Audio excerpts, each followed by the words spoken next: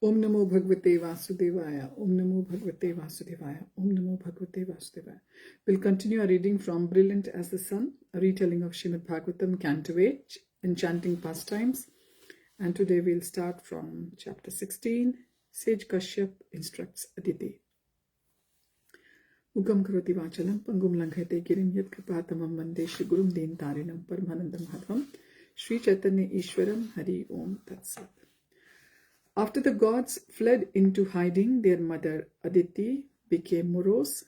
She spent her time alone in her darkened room, thinking of her powerful husband Kashyap. When would he return? The sage had been away for some time, performing his austerities and meditation high up on Mount Mandar.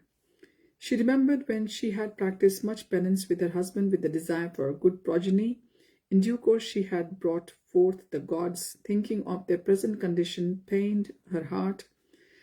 The beautiful palace and many servants Kashyap had left her with could not assuage her sorrow. With neither her husband nor sons with her, she felt vulnerable and unprotected. Aditi arose from her couch and moved to the latticed window. Drawing back the heavy silk curtain, she looked at her celestial surroundings. Blossoming trees whose branches laden with ripened fruits hung down to the ground, perfectly manicured gardens with twisting paths lined with beds of multicolored flowers, swans and ducks playing in the clear ponds among clusters of lotuses and lilies. The goddess felt no happiness observing this heavenly scene. She was about to turn away from the window when she saw her ascetic husband approaching. He strode toward the palace clad in deerskin and carrying only his water pot and staff. As the sage came up the path, he was surprised to see no festoons of flags and flower garlands, nor hear the usual sounds of festivity in Aditi's home. When he passed through the golden gates, the servants greeted him somberly. Usually they would be cheerful and dash to tell Aditi of his arrival. Anxious at heart, the sage entered his wife's quarters, where he found her sitting alone, her clothes and hair unkempt, and her face tear-stained and shriveled. Kashyap was shocked. He had never seen Aditi in such a condition. The goddess normally kept herself immaculately groomed. Her face would shine with natural beauty and elegance. Seeing her husband enter, Aditi quickly rose to greet him. She offered her obeisance and welcomed him with gentle speech. Then she led him to a raised seat, washed his feet with warm water, and dried them with a soft cloth, bringing him a pitcher of cool water to quench his thirst. She served him a meal. Kashyap watched her with a look of concern on his face, but said nothing, waiting until she finished serving him. Finally, the meal was complete, and the servants had cleared away the remnants. She came and sat near her husband with downcast eyes. Kashyap took Aditi's hand in his own. Gentle lady, why are you so unhappy? Has there been any irregularity regarding religious principles? Have the Brahmins or people in general erred you from their duties? Aditi shook her head but kept her eyes down, wringing her hands. Kashyap reached over and tenderly raised her face. Looking into her tear-filled eyes, he said, as a woman, it is natural that you are attached to having a comfortable and happy home. However, if you also properly follow the duties of a household life, your activities will elevate you to transcendence. Has there been any discrepancy in your religious practice? Did you at any time neglect a guest, even one uninvited? For a dutiful householder, there is always a grave omission. Yes, my lord, I understand all this. Kashyap considered what other inauspicious act could have brought such unhappiness into his home. O chaste lady, when I left home, were you so disturbed that you failed to offer oblations of ghee into the sacrificial fire? You of course know that Vishnu is worshipped by such oblations and by feeding Brahmins. Only by satisfying Vishnu one can live on the higher planets, for he is the very soul of the gods. Aditi again indicated that she understood. Kashyap frowned. What could have made Aditi so distraught? Slowly it dawned on him what the problem might be. O great-minded lady, are all your sons faring well? I can see you are troubled. Pray tell me. Aditi wiped her tears away. Respected saintly husband, everything is well with the Brahmins, cows, my religious principles, and the welfare of people in general. I always carefully perform my religious duties, therefore I enjoy prosperity and my bodily needs are met. Beloved husband, since I always remember your instructions, there is no possibility that I would neglect to offer oblations to the sacrificial fire or to take proper care of guests, servants, or beggars. My lord, I am confident my desires can be fulfilled since you, a great Prajapati, personally guide me in my religious duties.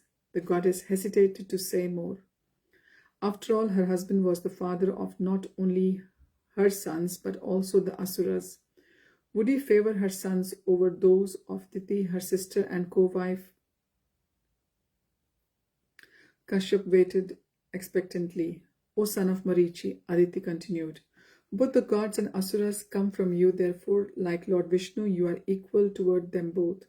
Yet, even though Vishnu is equal to all, he especially supports the devotees. Therefore, my lord, please favor your maidservant. My sons have been deprived of their opulence by the Daityas. Indeed, they have been exiled and are drowning in an ocean of grief. Kindly give them protection. Tears streamed down Aditi's face and her voice choked. Taking hold of her husband's hands and pressing them to her heart, she pleaded, O best of sages, best of those who grant auspicious benedictions, please consider my situation and bestow upon my sons blessings by which they can regain what they have lost. Kashyap sighed. There was always conflict between the sons of Aditi and Diti. One or other of them was always unhappy, asking for his help to favor her sons over the sons of the other. Still, it was his duty as their husband to elevate them spiritually. Kashyap said, Alas, how powerful is Vishnu's illusory energy by which the entire world is bound by affection for children. Aditi looked quizzically at her husband. Was he denying her request or acquiescing? Seeing her puzzlement, Kashyap explained, Dear Diti, why do you worry about your sons' material bodies? The eternal spirit soul is different from the body it inhabits. Only because of bodily attachment do we regard someone as our relative. These illusory relationships are based upon misunderstanding. Tears fell from Aditi's large and beautiful eyes. Her husband was right, but her heart ached for her sons. If Kashyap would not help them, then what was she to do? Kashyap was disinclined to side with either party against the other. Nevertheless, he would instruct Aditi in a manner that would purify her consciousness, as he had previously done for Diti when he told her about the Pumsavana ritual. The sage said, Aditi, do not cry. I will tell you what you can do for your sons. Aditi looked up at him, smiling. Thank you, my lord. My dear goddess, began Kashyap as his wife sat before him attentively. Engage in devotional service to the Supreme Person, the Master of everything, who can subdue all enemies and who sits within everyone's heart. Only that all-powerful person, Krishna, can bestow auspicious benedictions upon everyone, for he is the master of the universe. The Lord is always merciful to the poor. If you serve him with love, he will surely fulfill your desires. Any method other than devotional service will prove useless. That is my opinion.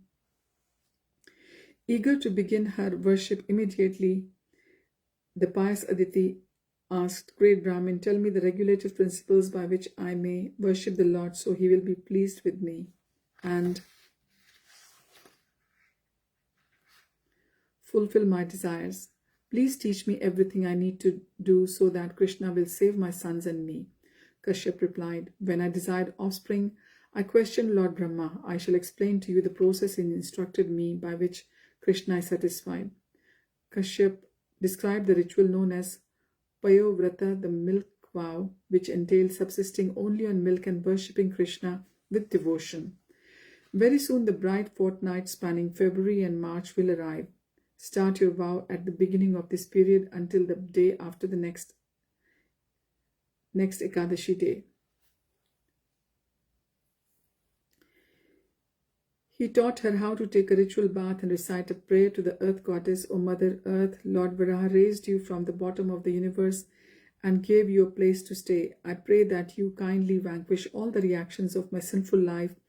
I offer you my respectful obeisance. Kashyap explained that daily she should worship Krishna in the form of his deity as well as the sun, water, fire, and spiritual master while praying. O Lord, greatest of all, you are the supersoul in everyone's heart and the witness of everything. You are famous as Vasudev because you are the supreme, all-pervading person. I offer you my respectful obeisance. You are invisible to material eyes, but you know everything and teach the Sankhya system by which reality can be understood. I offer my respectful obeisance to you who bestows the results of sacrifice and are framed as the Lord with 2 hands, 3 legs, 4 horns, and 7 hands. I offer obeisance to your incarnations such as Shiva, Brahma, Nar Narayan Rishi, and to the Lord of the Goddess of Fortune, Keshav, who dresses in yellow garments and has a dark blue complexion. O most exalted and venerable Lord, best of those who bestow benediction, you can fulfill everyone's desire, and therefore the wise worship you for their welfare. All the gods and goddess of fortune adore the fragrance of your lotus feet. May you be pleased with me. Kashyap told Aditi that after receiving Vishnu with this prayer, she should offer him water to wash his feet, hands, and mouth. She should present him with flower garlands, incense, and other items while chanting the 12-syllable mantra Om Namo Bhagavate Vasudevaya. If sufficient milk is available, offer the deity sweet rice with ghee and molasses while continuing to chant. You should also offer some into fire. After the offering is complete, give the prasadam to a Vaishnav. You may also take some offer the deity water for washing his hands and mouth. And then offer cut betel nut. Conclude your worship by quietly chanting the same mantra 108 times, circling the deity, and then offering your prostrated obeisance. What should I do with the flowers, incense, etc., which I offered Krishna? Asked Aditi. Touch them to your head, then throw them in a sacred place. You should distribute the leftover rice pudding to at least two Brahmins. When they are satisfied, ask their permission before taking your meal along. With your friends or family in the morning, bathe and repeat the same worship as the day before. Throughout this period, you should observe strict celibacy. You should worship the Lord like this with great faith and devotion for 12 days, during which time you should only eat the sweet rice pudding. Remember to offer oblations daily into the fire and feed the Brahmins. Continue the same worship for the following fortnight while maintaining celibacy.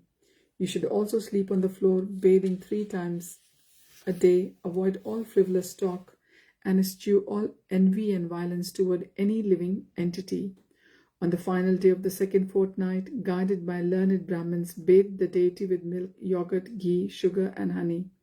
Spend lavishly for the Lord's worship, as well as offering him sweet rice. Prepare many other varieties of foodstuffs while offering him everything. Recite the Purusha Shukta mantra. Be sure to satisfy the chief priest and his assistants with gifts of cloth, ornaments, and cows. This concludes Krishna's worship. O most auspicious lady, as well as satisfying the priests, be attentive to satisfy all other Brahmins and guests present. Should I give the same gifts to everyone? That's not required. Just give the chief priest and his assistants the gifts I mentioned, plus some monetary contribution. To everyone else, distribute ample prasadam. Make sure the poor, the blind, the non-devotees, and those who are not Brahmins, even the lowest classes, all receive Krishna's prasadam. This will very much please Krishna. Once everyone is fed to their satisfaction, you may eat along with your friends and family. Is there anything else I need to do? Yes, every day throughout your month-long vow, while the Lord's worship is being performed, also make sure his praises are sung in accompaniment with musical instruments and dancing, followed by the recitations of the Srimad Bhagavatam. By following this vow known as Payovrata, you will satisfy Krishna. My grandfather Brahma taught me this exactly as I am now instructing you. After concluding his detailed instructions, Kashyap further encouraged his beloved wife, most fortunate lady, with confidence, execute this great vow exactly as I have explained to you. By this sacrifice, the best of all ritualistic ceremonies, one automatically derives the benefit of all others. It concludes the highest austerity, charity, and sacrifice, for it pleases Krishna. Indeed, it is the best means for satisfying the Supreme Person. If you follow it carefully, strictly observing the regulative principles, the Lord will be quickly pleased with you and will fulfill your desires. So, this brings us to the end of this chapter.